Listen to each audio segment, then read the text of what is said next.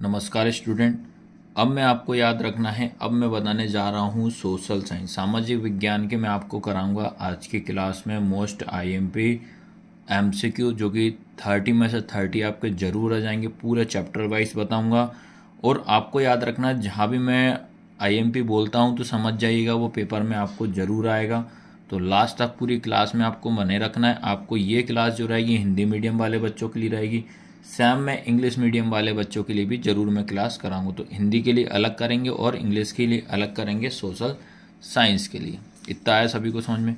अब जैसे मान लो कि तुम्हारा पहला चैप्टर है समकालीन भारत 2 भूगोल, अध्याय 1 संसाधन एवं विकास। तो इसमें क्या आपका इंपॉर्टेंट है वो मैं बता देता हूँ।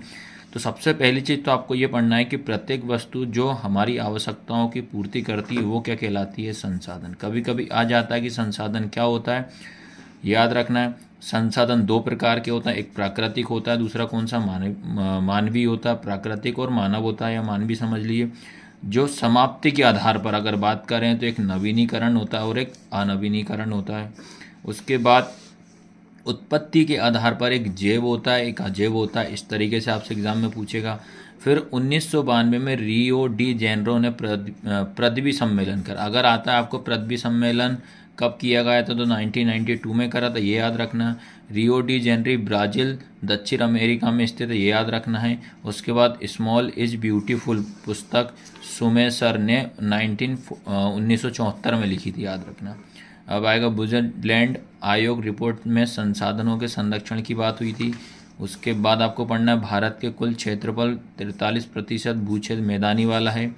पर्वत वाला पूछेगा तो 30%, पठारी पूछेगा तो 27%। इतना याद रखना। एक ये वाला अच्छे से पढ़ के जाइएगा कि राष्ट्रीय वन नीति कब हुआ था, 1952 के अनुसार में 33% जो रहेगा आच्छादित होना चाहिए। ये आपको फैक्ट याद रखना है।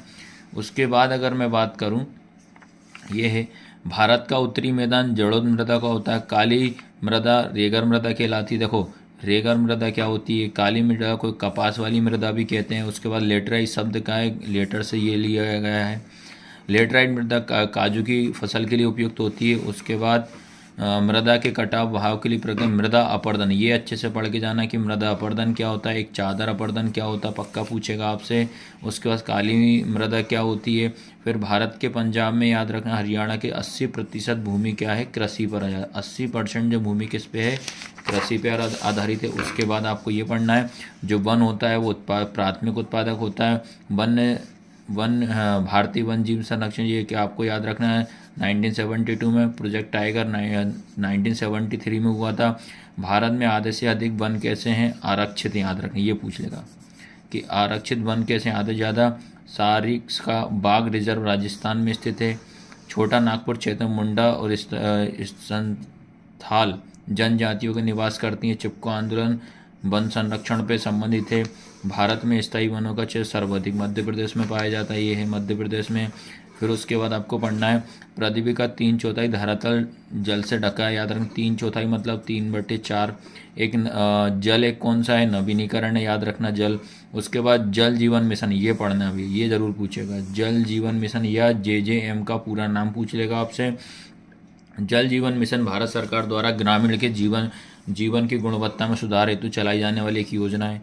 11वीं शताब्दी की भोपाल झील सबसे कृत्रिम झीलों में से, याद रखना है, ये याद रखना है। उसके बाद हीराकुंड परियोजना महानदी बनाई गई है। हीराकुंड उड़ीसा राज्य में स्थित है। उसके बाद यहाँ से बांधों का आधुनिक भारत का मंदिर जवाहरलाल नेहरू ने कहा था, याद रखना। ये पूछ दिया आपके आधुनिक भारत का मंदिर किसने कहा था, तो आप क्या याद रखोगे, जवाहरलाल नेहरू ने कहा था। सरदार सरोवर बांध गुजरात में नर्मदा नदी पर बनाई गई। उसके बाद बांध बहते जल को रोकने, दिशा देने या बहाव कम करने के लिए खड़ी की जाती है, हो जाएगा। फिर उसके बाद यहाँ से पढ़ना है आपको टाका राजस्थान में वर्षा जल को टैंक बनाकर जल संग्रहण किया जाता है। पालर पानी क्या होता है, ये पढ़ लेना। चंद्रगुप्त मौर्य ने बांधों द्वारा सिंचाई के लिए सिंचाई तंत्र की निर्माण करवाया। फिर ये आएगा तुम्हारा दामोदर नदी भारत की शोक नदी का, आ जाए कि भैया शोक नदी कैसे कौन ऐसी है, तो दामोदर नदी है। अब उसके बाद कृषि से पढ़ना है। कृषि जो आपका रहे कौन सा है, प्राथमिक क्षेत्र कहलाता है, प्राथमिक क्रियाकलाप में आता है कृषि। उसके बाद कर्तन दहन क्या होता है, ये पढ़ना। उसका रोपण क्या होता है, ये पढ़ना है। फिर रबी की फसल कहाँ यूज़ की जाती है, तो इससे क्वेश्चन आपका 99% आएगा, इससे कृषि से। फिर उसके बाद यहाँ से देखिए आप खरीफ की फसलों को सितंबर अक्टूबर में काट लिया जाता है। फिर उसके बाद आपको ये पढ़ना है यहाँ से कि रबी की फसल में 50 से 75 सेंटीमीटर वार्षिक वर्षा जल की आवश्यकता होती है। फिर आता मोटे अनाज में पोषक तत्व पाया जाता है। दालें फलीदार फसलों का उदाहरण, दाल जो फलीदार फसली का उदाहरण दाल हो जाएगी। भारत विश्व में दालों का सबसे बड़ा उत्पादन होता है, याद रखना, उत्पादक होता है। प्रोटीन सबसे ज़्यादा किस में पाया, दाल में पाया जाता है। रोपण क्या होता है ये पढ़ना है। फिर उसके बाद नीलगिरी पढ़ लेना। कॉफ़ी की खेती नीलगिरी पर्वत में कराई जाती होती है। और उसके बाद रेशम के कीड़ों का पालन करना रेशम उत्पादन, याद रखना क्या होता है, रेशम उत्पादन कहलाता है। फिर सीधे आप ये पढ़ना है, प्रथम पंचवर्षीय योजना में भूमि सुधार का मुख्य लक्ष्य ये आ जाए कि बताइए जो पहली पंचवर्षीय योजना हुई थी उसमें सबसे पहले क्या सुधार हुआ था, भूमि सुधार हुआ था, ये आपको पढ़ना है। उसके बाद विनोबा भावे द्वारा भूदान आंदोलन शुरू, अगर आ जाए कि भूदान आंदोलन किसने स्टार्ट करा तो इनने करा था।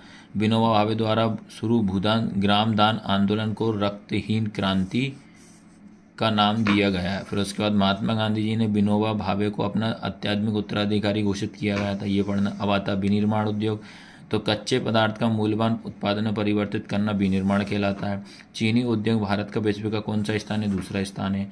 फिर उसके बाद ये सारे सूती बस ये सब कृषि पर आधारित हैं, लोहा इस्पात पेट्रोलियम ये खनिज पर आधारित हैं। भेल का पूर्ण रूप से भारत हेवी इलेक्ट्रिकल लिमिटेड, भेल का पूरा नाम आ सकता है, ये इंपॉर्टेंट है भाई। BHL का क्या बोला जाता है, BHEL। फिर सेल का भी पूछ सकते हैं, SAIL हो जाएगा, अथॉरिटी ऑफ इंडिया लिमिटेड। फिर भारत का प्रथम सूत्री बस उद्योग मुंबई में है। उसके बाद भारत का प्रथम पटसन उद्योग कोलकाता में रिसारा में लगाया गया था। भारत का प्रथम पटसन उद्योग ये हो जाएगा। इसके बाद यहाँ से भारत में रसायन उद्योग एशिया का तीसरा सबसे बड़ा उद्योग है। भारत रसायन उद्योग में विश्व में 12वें स्थान पर है। DAP ये आ जाएगा। DAP क्या है, उर्वरक उद्योग हो जाएगा। उसके बाद रसायन उद्योग की भागीदारी सकल घरेलू उत्पाद में 3% रहा है।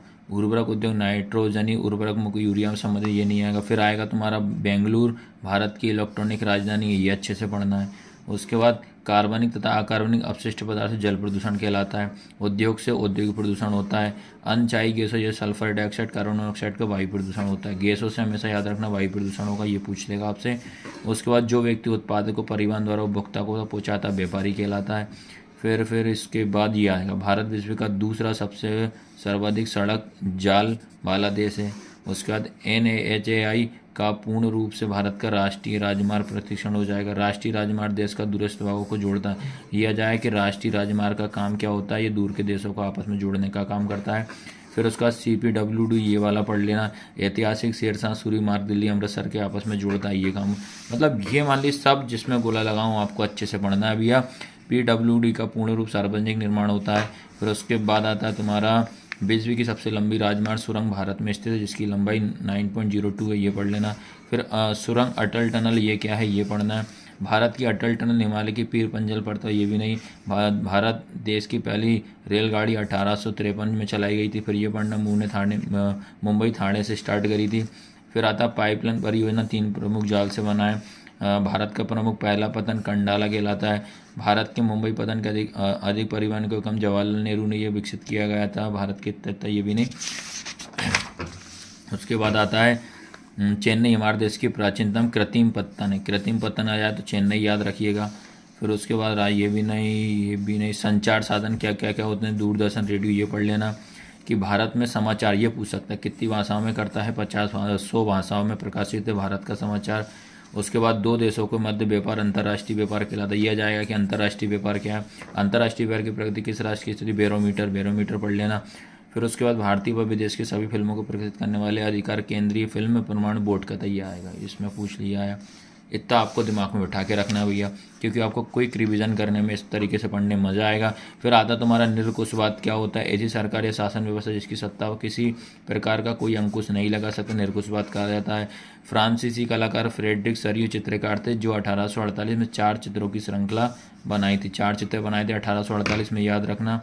फिर उसका सरियू के काल्पनिक दर्शक में दुनिया के लोग अलग राष्ट्रों के समूह में बटे हुए, जिनकी पहचान उनके कपड़े और राष्ट्रीय पोशाक से पहचान जाते थे। फिर राष्ट्र क्या होता है ये पढ़ लेना है। राष्ट्रवाद की शुरुआत ये 1789 में फ्रांसीसी क्रांति ने करी थी। फिर उसका ले जाएगा कि भाई ये बताइए कि जोकोविन क्लब कहाँ जाता है। रेवमान एक पत्रकार था जो मेच नामक शहर में था, जर्मन जो कि गुट सदस्य था, ये पढ़ लेना। उसका नेपोलियन से क्वेश्चन जरूर आएगा, ये अच्छे से पढ़ना ही है।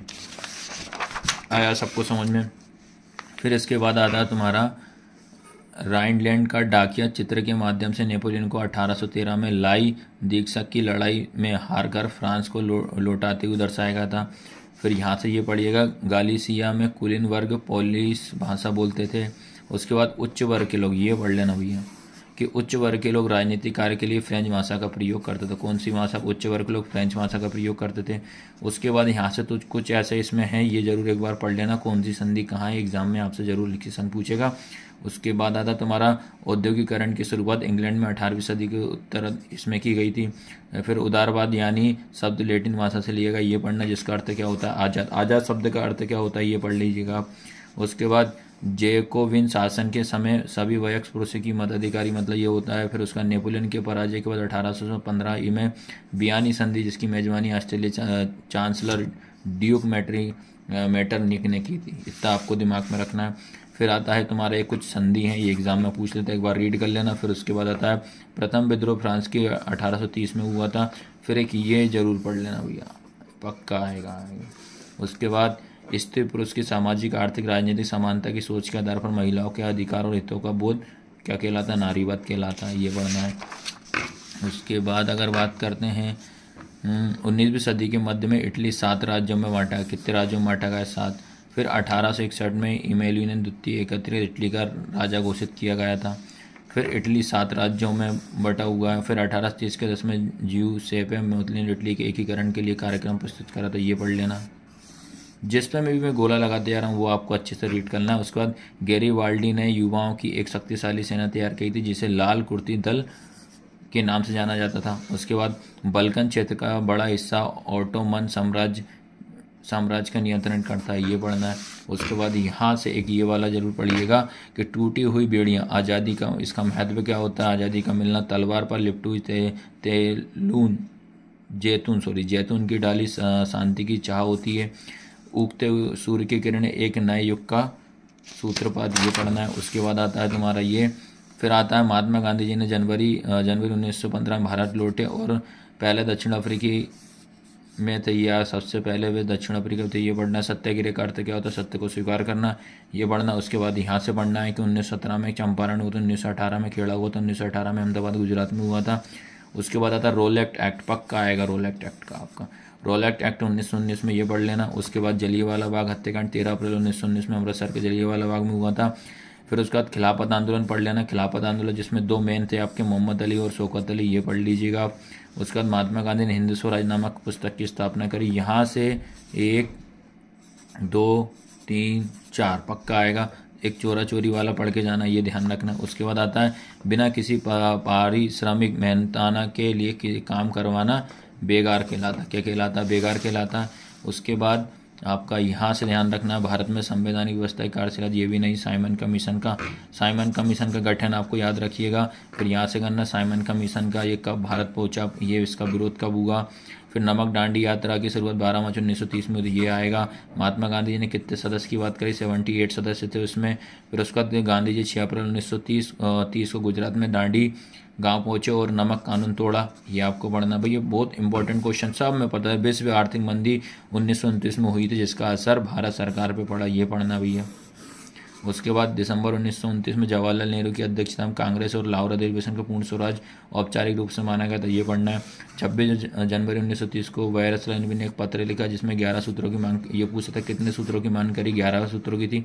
उसके बाद ये 1928 में दिल्ली स्थित फिरोज शाह कोटला मैदान में हुई बैठक में हिंदुस्तान सोशलिस्ट रिपब्लिक आर्मी की स्थापना हुई, जिससे भगत सिंह जी, ये वाला एक बार रीड कर लेना आप।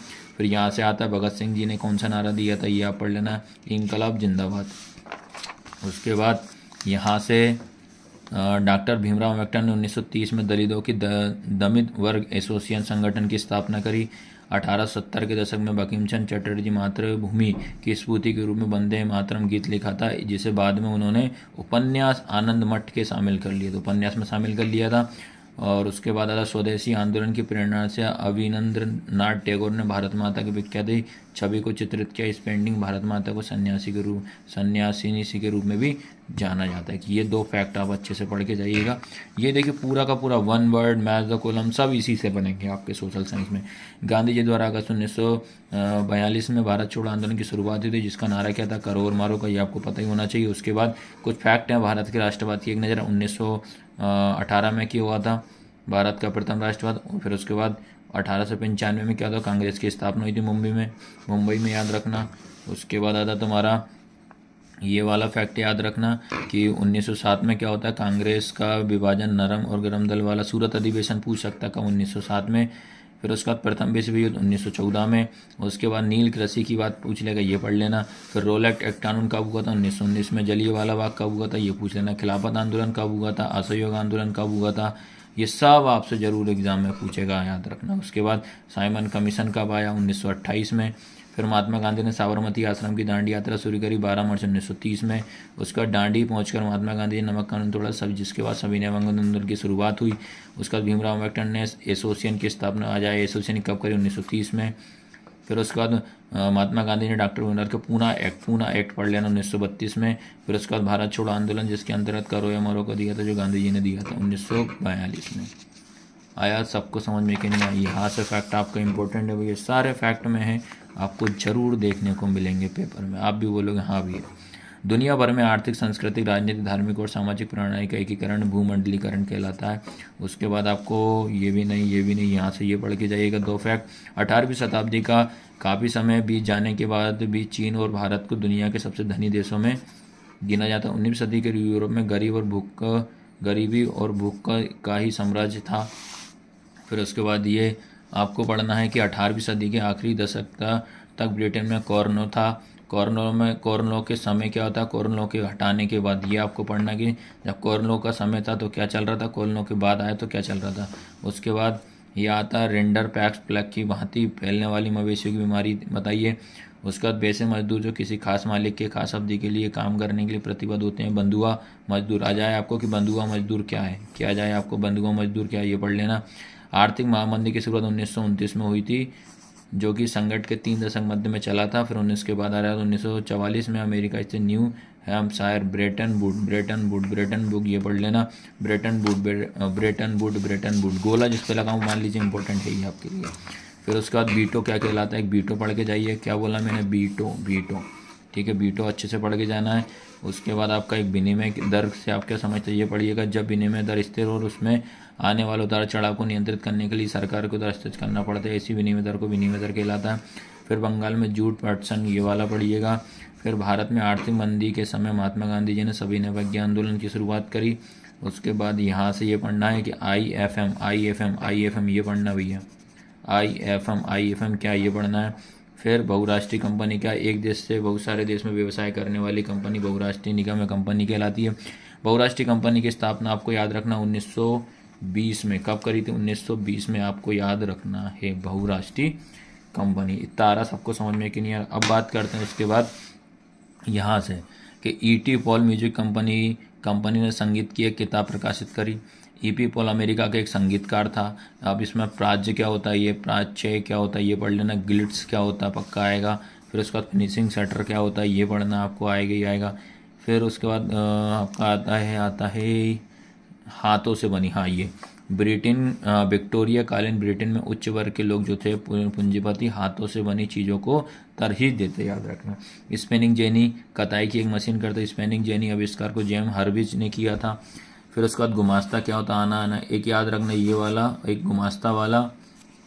उसके बाद भारत का मैनचेस्टर अहमदाबाद में था। भारत में पहली कपड़ा मिल मुंबई में थी। पहली कताई बुनाई मद्रास में थी। उसके बाद जमशेद जीजाबाई ये पढ़ लेना। सेठ हुकुमचंद के बारे में पढ़ लेना है, ठीक है। इस तरीके से याद रखना, आपको तैयारी करना है। फिर उसके बाद आपका जो मेन आ सकता है जमशेद का पहला लो, ये भी नहीं पढ़ना आपको। हाँ ये पढ़ लेना कि अलग अलग इलाकों में सरदार या मिस्त्री आदि को जावर कहा जाता है। क्या कहा जाता है, जावर कहा जाता है। फ्लाई शटल पक्का आएगा, फ्लाई शटल वाला पढ़ के जाइएगा। लेवल क्या होता है पढ़ के जाइएगा, ठीक है। वस्तु उत्पादों को लेवल पर देवी देवताओं की तस्वीरें होती हैं, ये पढ़ के जाना है। उसके बाद अगर बात करता हूँ आपको मैं कि ये पढ़ना है एकार्डियन, शैली में किनारों को मोड़ने के बाद सिलकर बनाई जाती थी। उसके बाद आता है मुद्रित सामग्री, सबसे बड़ा उत्पादन चीनी राजतंत्र कहलाता था। चीनी वो छपाई की तकनीक कहता है। डायमंड सूत्र क्या होता है ये पढ़ना है। उसके बाद बेलम क्या होता है ये पक्का आएगा। उसके बाद जैतून प्रेस प्रिंटिंग क्या होता है, एक बाइबल, ये पढ़ लेना कि गुटेनबर्ग में सबसे पहली किताब कौन सी छपी थी, बाइबल छपी थी। उसके बाद अगर बात करते हैं गुटेनबर्ग ने बाइबल में 180 प्रतियाँ छापी थी। गुटेनबर्ग ने छपाई में रोमन वर्णमाला 26 अक्षरों में थे। गुटेनबर्ग की प्रिंटिंग मशीन को मूवेबल टाइपिंग प्रिंटिंग मशीन कहलाते हैं। गुटेनबर्ग ये भी नहीं, लेटर प्रेस छपाई में प्लेनेट एक बोर्ड होता है। फिर छपाई के लिए इबारत कंपोज करने वाली व्यक्ति कंपोजिटर कहलाता है। फिर गाथा गीत क्या होता है, पक्का ये आएगा। फिर धर्म सुधारक मार्टिन लूथर कौन थे, वही एक धर्म सुधारक था। फिर उसके बाद अगर मैं बात करता हूँ यहाँ से चैपबुक चैपमैन क्या होता है, ये पक्का आएगा आपका। चैपबुक चैपमैन 2 नंबर वाले क्वेश्चन भी कवर हो जाएंगे। उसके बाद निरकुशवाद क्या होता है, ये आपको अच्छे से पढ़ना। पांडुलिपि क्या होती है, ये अच्छे से पढ़ना है। ठीक है, इस तरीके से आपको पूरा अच्छे से मैं आपको बताता जा रहा हूँ क्या इंपॉर्टेंट है भैया, क्योंकि इंपॉर्टेंट कोई बताता ही नहीं है। और ये आपके 2 साल से समझ लिए, इसके जो पेपर हैं नेटवर्क से भारी जाते हैं बच्चों के। फिर उसके बाद तुलसीदास जी की 16वीं सदी की किताब रामचरितमानस का पहला ये पढ़ लेना। फिर उसके बाद राजा रवि वर्मा 19वीं सदी के भारत के प्रसिद्ध क्या थे, चित्रकार थे। फिर उसके बाद ज्योतिबा फूले ने अपनी पुस्तक गुलाम मेरी जाति में ये पढ़ लेना। पेरियार क्या था, फिर केसरी क्या था, ये पढ़ लेना। अब यहाँ से आता है तुम्हारा सत्ता की साझेदारी वाला बेल्जियम एक छोटा सा राज्य है, ये पढ़ लेना। फिर उसके बाद 1956 में श्रीलंका की राज्य भाषा सिंहाली घोषित की गई थी। बेल्जियम की राजधानी ब्रुसेल थी। फिर बेल्जियम में सामूहिक सरकार का चुनाव एक ही भाषा करने वाला, ये पढ़ लेना। डच और जर्मन पढ़ लेना।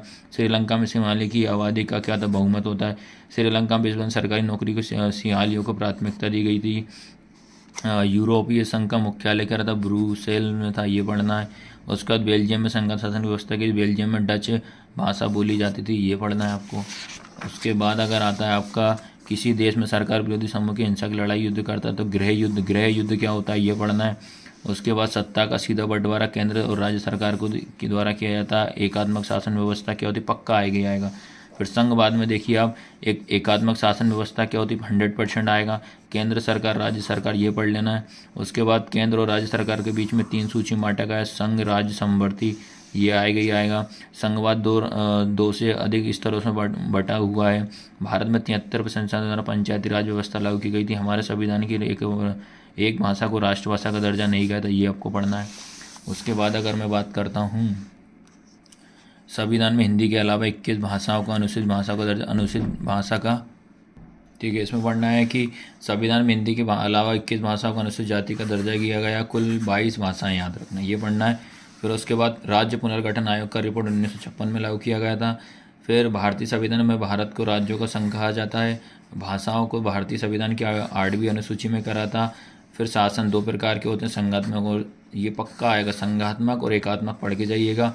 फिर उसके बाद आता 2011 की जनगणना के अनुसार साक्षरता का दर 73% था। उसके बाद 2011 की जनगणना के अनुसार लिंग अनुपात इतना % था, ये इतना 9943/1000, ये पढ़ लेगा।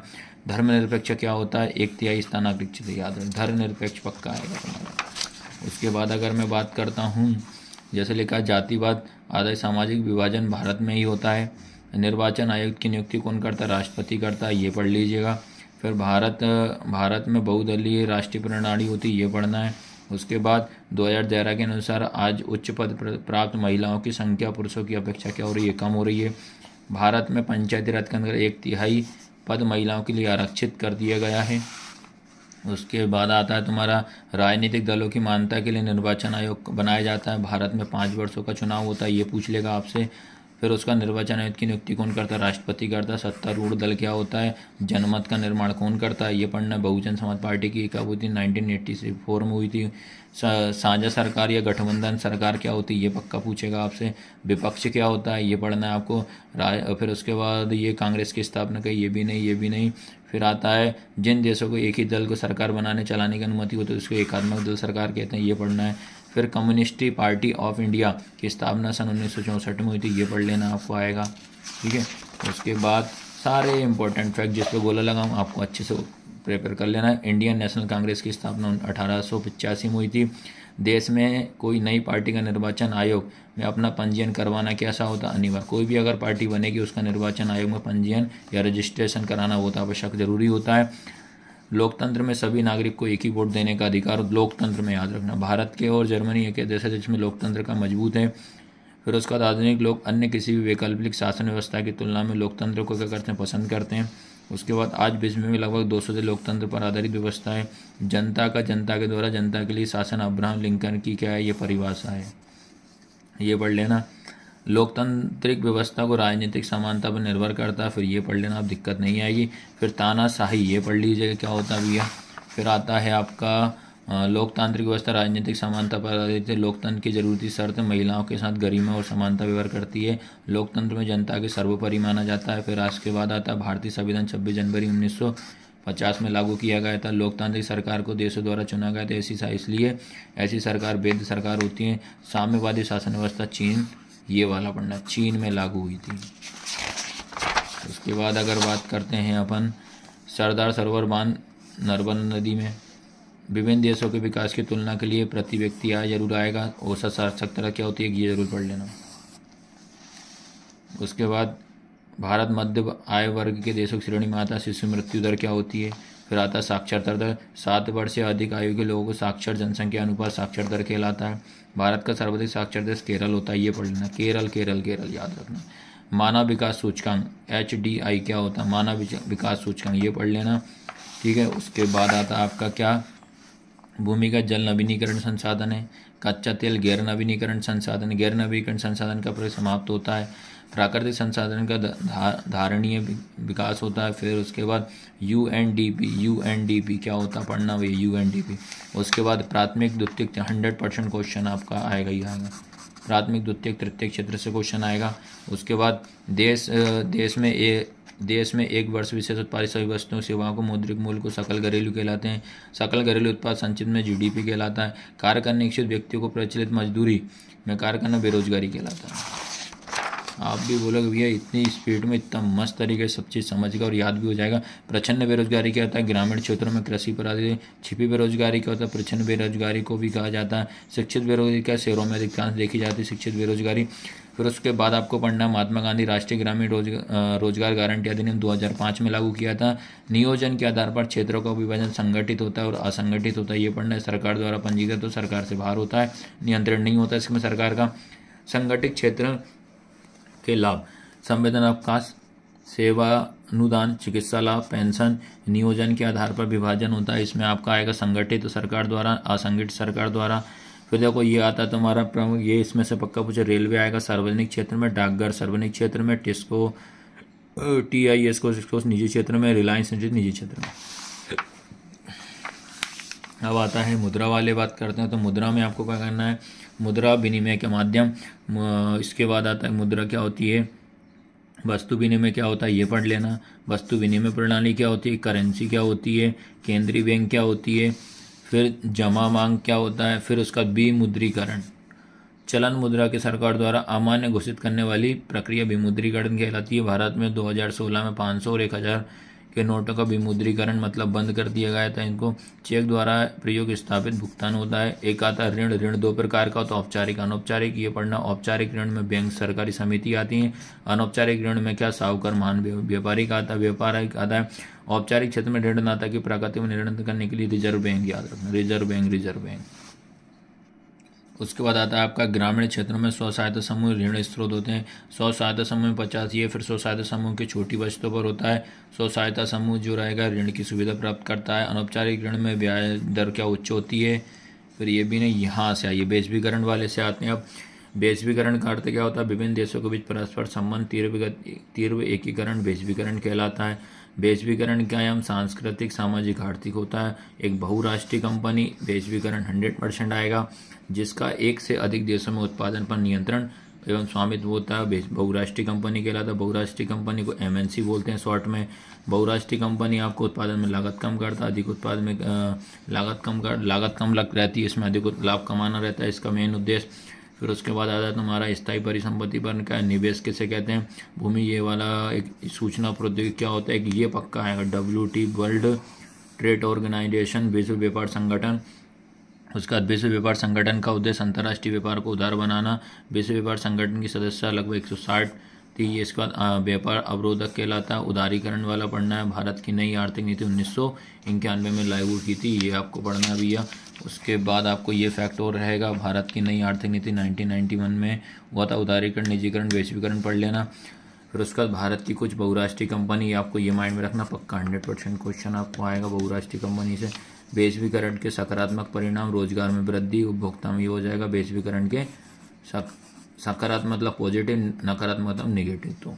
तो इतने आपको फैक्ट आपको अच्छे से कर लेना। मैं बता दे रहा हूँ, ये आपके ऑब्जेक्टिव वगैरह इससे बाहर आपके नहीं जाएंगे।